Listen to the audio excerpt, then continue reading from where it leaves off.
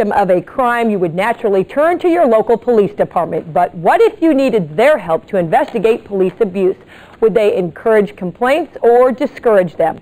Fox 4 investigates. 5 suspects appear to be in their 20s. 2052-318, call patch has been upgraded to an emergency. Put your hands on your head! It happens more often than you think. Dragged me out to come by my neck, threw me on the ground, and then he started pouncing up and down on me with his knee. Innocent men who suddenly become suspects of a crime. Shut the up! Shut up! You don't ask any questions here. We ask all the questions, and all you do is answer. North Texans who say their rights were violated by the men who are supposed to protect us. One of them told me, he said, "You don't understand. We can do whatever we want to do out here." In all 3 of these cases, the victims sued for police abuse. There were witnesses who say they saw what happened. Eventually, the case is settled. But what if there were no witnesses? What if it was your word against an officer's? What if you needed the police department's help to investigate police abuse? Stand by for next unit. We visited 40 police and sheriff's departments across North Texas with a simple request. We didn't have a complaint, didn't want to file one. We just wanted information about the steps an average citizen would take if he or she wanted to file a complaint. Real quick, if somebody had a complaint about an officer. At some stations, investigator Paul Parker, working undercover for Fox 4, was in and out in a matter of minutes. It's going to be done by writing a letter? Yes, sir. Writing a letter to the attention of the chief or deputy chief. Chief or deputy chief? Yes, sir. At these police stations, there were no prying questions, just helpful information. You can mail it in. You can bring it in.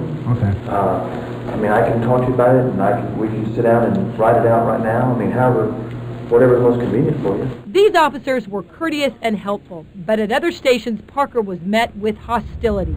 You don't seem to understand. Between 6 p.m. and 6 a.m., this is my city.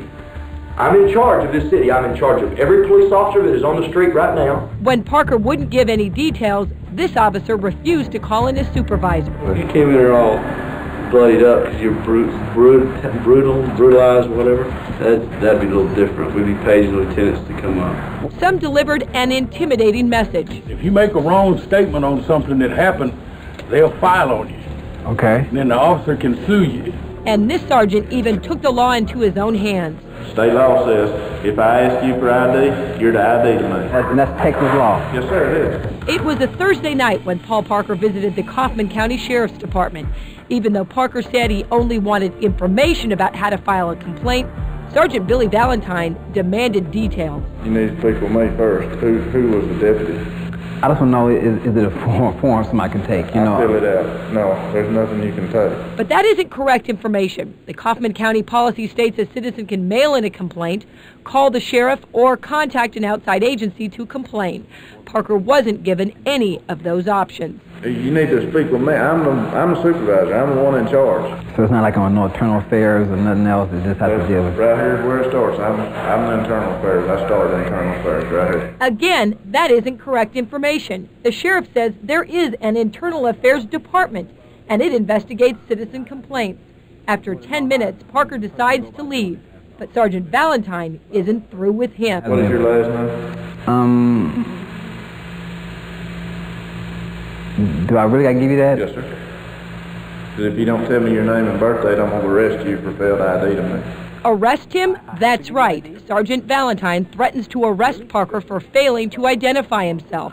Watch closely what Valentine does next. State law says you have to ID to me when I'm doing an investigation. Right now I'm doing an investigation, okay? Sir, I'm just going to ask you one more time. I need your name and your birthday. Oh, officer, I don't mean no problem. Okay, look. Are you saying it's a state law? Yes, sir, it is. Do I got to produce my ID? You have to tell me your name and your birthday. That's wrong. There is no state law in Texas that requires a person to identify himself when asking for information. In fact, even the U.S. Supreme Court has ruled a person does not have to divulge his name. And yet Valentine repeatedly threatens Parker with arrest, and at one point it appears he even reaches for his weapon. And if you don't believe me, I'll go ahead and take you to jail and you can take it before a judge. What's your last name? I just want to ask you one more time. Okay, no, it's Parker. It's Parker? Parker. We showed the tape to Valentine's boss, Sheriff Robert Harris. Okay, what's the problem? What's the problem? At first, Sheriff Harris was quick to defend his sergeant. Obviously, the officer thought that this man wanted to file a complaint. You guys are wanting to get a good report where you can make something interesting to the public, and that's what you do for a living. That's not professional law enforcement. That dishonors the badge. Dr. Gary Sykes is the president of the Southwest Legal Foundation in Richardson. It's an agency made up of former law enforcement officials that studies the ethics and policies of police agencies. Dr. Sykes is involved in police training across the country. We showed him our videotape of Sergeant Valentine. What he's doing there is clearly going beyond what is permissible. He's decided that he's a troublemaker, all right? And the deputy is going to handle the troublemaker. What's the Texas law that he's referring to? He misinformed the gentleman and He threatened to arrest him. well, he shouldn't have threatened to arrest him. Be a black male. Check him out of Texas and Florida. After Parker turns over his identification, the sergeant immediately runs a warrants check on him. Running the warrants check on him?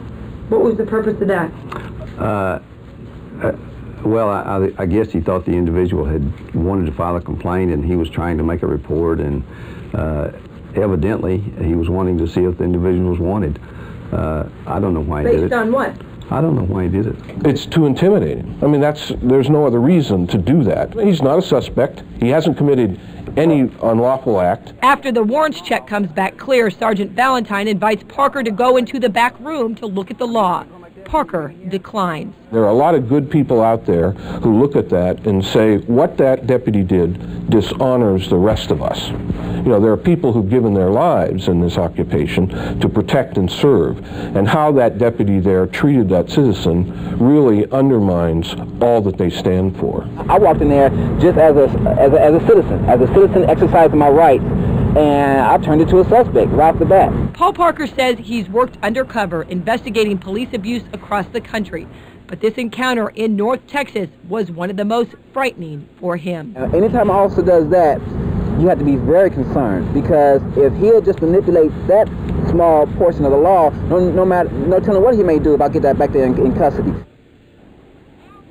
Now, after our meeting with Sheriff Harris, he launched an internal affairs investigation into his sergeant's conduct. A panel decided Sergeant Billy Valentine would be suspended for 1 day without pay. He was also placed on 60 days probation and will participate in police sensitivity training. Coming up later on this newscast. I've asked you 4 times, Okay. who is the officer and what has happened, and you hadn't told me nothing. Okay, I'm saying the person might be uncomfortable talking to you about it, so but you're saying that it's okay Who for do you them want to to talk to about it? We don't have anybody here to abuse people. This is a rich neighborhood. We're more laid back than that. We don't kick people and hit people and that kind of thing here. So you know where you are? Find out what happened when our investigator encountered these officers at 2 other police departments.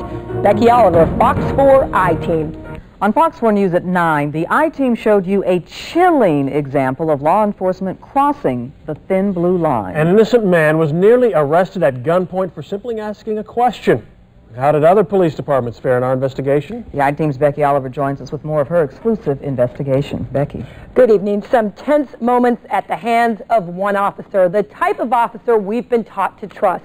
Our undercover investigation focuses on a simple question: how a citizen can file a complaint against an officer.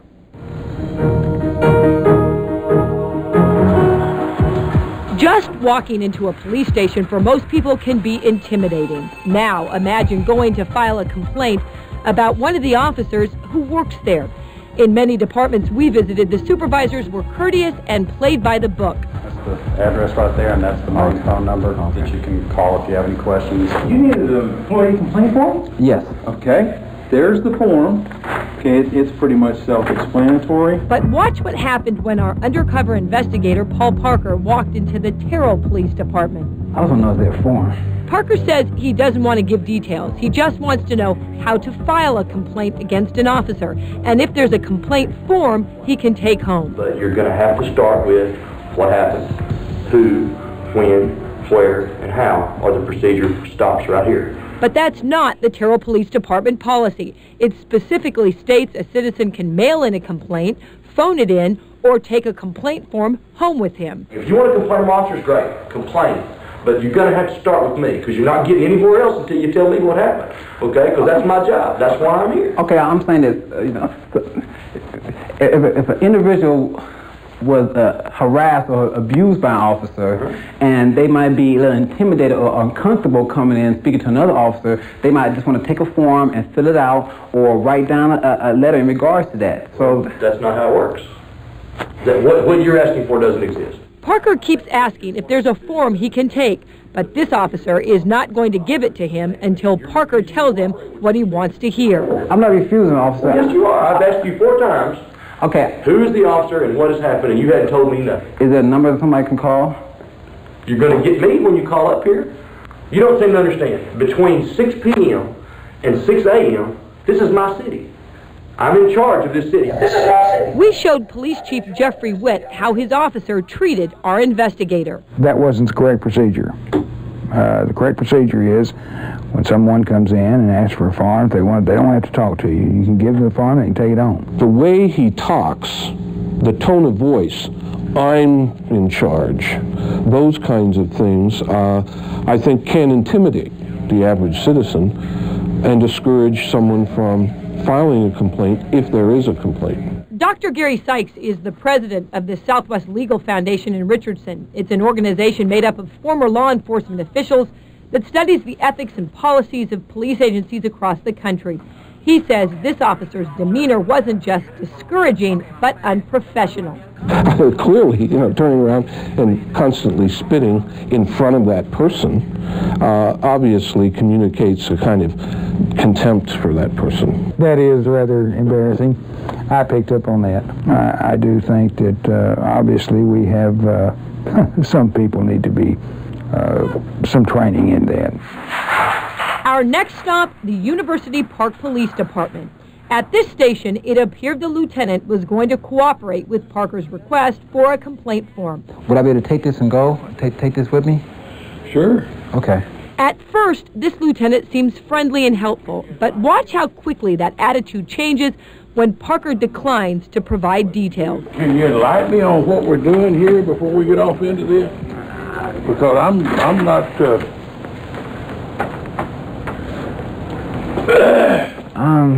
You know, like I said, I just came in to see, you know, situation of police abuse.